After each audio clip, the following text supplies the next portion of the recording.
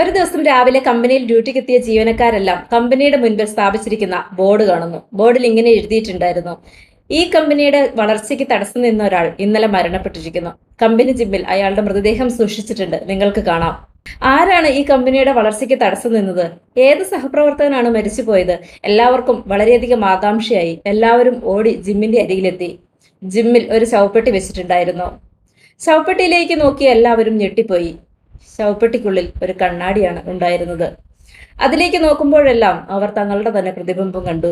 അതിന്റെ സൈഡിൽ ഒരു കുറിപ്പും ഉണ്ടായിരുന്നു: നിങ്ങളുടെ വളർച്ചയ്ക്ക് തടസ്സം നിൽക്കാൻ ഈ ലോകത്ത് മറ്റൊരാൾക്കും സാധിക്കില്ല, നിങ്ങൾക്ക് മാത്രമേ കഴിയൂ. എല്ലാവർക്കും അവരവരുടെ തെറ്റുകൾ മനസ്സിലായി തുടങ്ങി.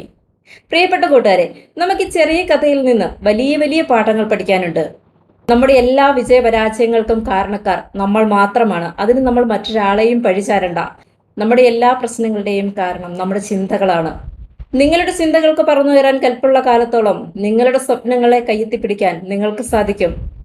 പക്ഷേ നിങ്ങളുടെ ചിന്തകൾക്ക് പറന്നുയരാൻ നിങ്ങൾ ചിറകുകൾ തുന്നിപ്പിടിപ്പിക്കണം. ഇന്നു മുതൽ നിങ്ങളുടെ ചിന്തകളെല്ലാം നിങ്ങളുടെ സ്വപ്നങ്ങളിലേക്ക് കുതിക്കുന്നവയാവട്ടെ. Good morning my dear friends. Have a nice day.